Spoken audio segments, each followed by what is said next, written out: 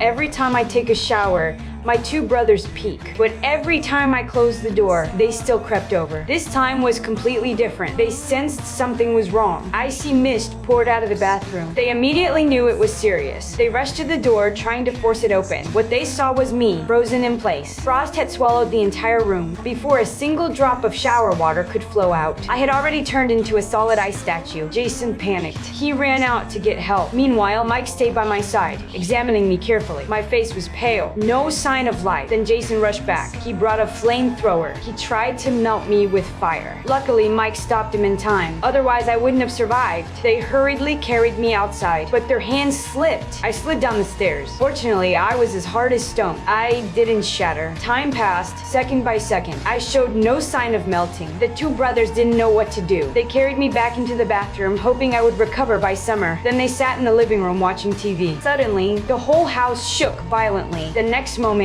meteors fell like rain. Terrified, they hid and barely survived. After the danger passed, they finally dared to crawl out and look around. But the moment they pushed open the front door, a massive meteor drifted right in front of them. Meteors filled the surrounding space. Jason nervously looked down. There was no solid ground beneath his feet, only a blazing galaxy. Even the saliva in his mouth floated away. Everything slipped into zero gravity. Only then did they realize the truth. Our entire house was floating in outer space. Meanwhile, I returned to normal in the bathroom. I thought it was just another prank by my brothers. I adjusted the water temperature and kept showering, but I didn't know this ordinary action had already caught the attention of aliens. When I got dressed and walked out, the entire house began to shake violently. Unbelievably, an alien spacecraft stopped right in front of our door. The three of us were terrified. We rushed into the basement together as Jason trembled while using a satellite phone to call Earth for help. Before any response could come back, a dark shadow suddenly flashed across the doorway. At that moment, all three of us froze. We held our breath. No one dared to make a sound.